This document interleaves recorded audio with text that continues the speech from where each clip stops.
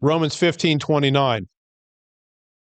And I am sure that when I come unto you, I shall come in the fullness of the blessing of the gospel of Christ. So Paul says, I am sure, so he's confident of this, that he will come to Rome in the fullness of the blessing of the gospel of Christ. Get Acts 28:16.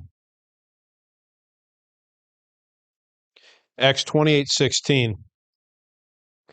And when we came to Rome, the centurion delivered the prisoners to the captain of the guard, but Paul was suffered to dwell by himself with a soldier that kept him. Verse 20, Acts 28:20. For this cause, therefore, have I called for you to see you and to speak with you, because that for the hope of Israel I am bound with this chain. What I want you to notice is this.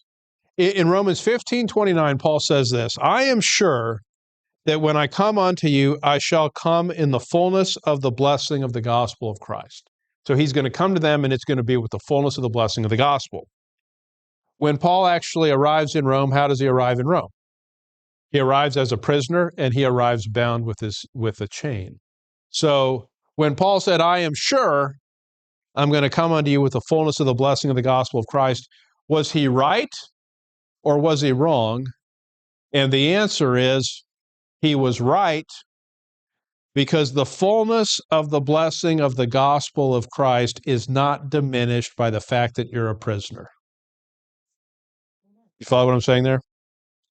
In other words, the fullness of the blessing of the gospel, what God has done for you, is not diminished by your earthly circumstances, right? The earthly circumstances happen for a moment, but they don't impact the eternal blessing that you have in Christ. And I'll even say this further. The fact that a believer is put in prison, Satan would like for that to end your ministry, right? In other words, think about this. Paul's the apostle of the Gentiles. Ephesians 3, his job was to make all men see.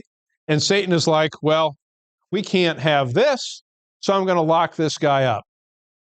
Okay, so Paul spends a bunch of time in prison.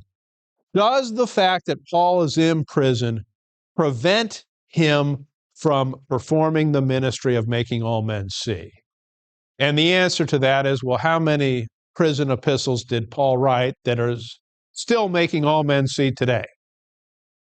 The point just simply is that earthly circumstances and problems and the speed bumps of life don't prevent a believer from experiencing the fullness of the blessing of the gospel, and they don't prevent a believer from doing the work of the ministry.